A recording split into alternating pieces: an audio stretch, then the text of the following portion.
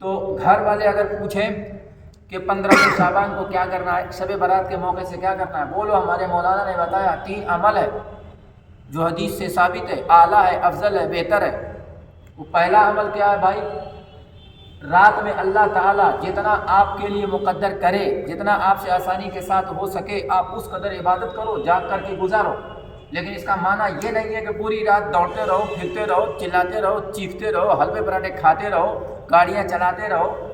پٹاخے چھوڑتے رہو۔ یہ سب خرافات، بدعات اور جہالت کی قبیل سے ہے، اس پر تو وبال ہوگا،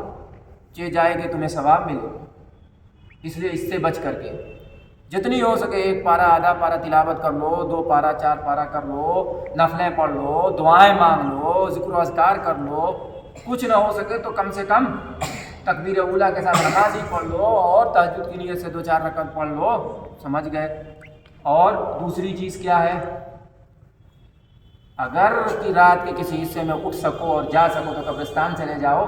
جا کر کے وہاں مردوں کو اشارے ثواب کر دو، کچھ دعا کر۔ قبرستان جب جاؤ گے تو تمہیں موت یاد تازہ ہوگی، وغیرہ وغیرہ، سمجھ گئے۔ لیکن کبھی جاؤ کبھی نہ جاؤ، کسی سال گئے کسی سال نہیں گئے، لیکن اجتماعیت کے ساتھ پورے، جیسے بعض علاقوں میں ہے کہ مغرب کی نماز کے بعد پورا گاؤں خالی ہو جائے گا اور قبرستان چلے جائیں گے، یہ طریقہ قطعاً ثابت نہیں ہے، یہ ٹھیک نہیں ہے۔ حضور پاک صلی اللہ علیہ وسلم تشریف لے گئے، پتہ بھی نہیں چلا، گھر والوں کو نہیں معلوم تھا۔ حضرت عائشہ صدیقہ رضی اللہ تعالیٰ عنہ جب بیدار ہوئی تو دیکھا کہ حضور اکرم صلی اللہ علیہ وسلم بستر پر نہیں ہے، تو حضرت عائشہ صدیقہ گئی ہیں اٹھ کر کے، تو دیکھا کہ جنت البقیع وہاں سے قریب ہی ہے، وہاں پہ اللہ کے رسول صلی اللہ علیہ وسلم تشریف فرما ہے۔ سمجھ رہے ہیں، وہ پوری لمبی حدیث ہے، حدیث کی کتابوں میں۔ تو اس طرح اس انداز سے جاؤ کہ اجتماع نہ ہونے پائے، سمجھ رہے ہیں، اور کبھی جاؤ کبھی نہ جاؤ کہ لوگ یہ نہ سمجھے کہ جانا ہر حال میں ضروری ہے، اور جہاں ایسا ماحول ہو جائے کہ جو نہ جائے اس کو برا بھلا لوگ کہیں تو وہاں تو جانا ہی نہیں چاہیے۔ ارے بھائی، جہاں ایسا ماحول ہو جائے کہ قبرستان اگر کوئی نہ جائے اور لوگ اس کو برا بھلا کہنے لگے تو وہاں نہیں جانا چاہیے، خاص طور سے بڑے بڑے عالم علماء کو تو اور نہیں جانا چاہیے،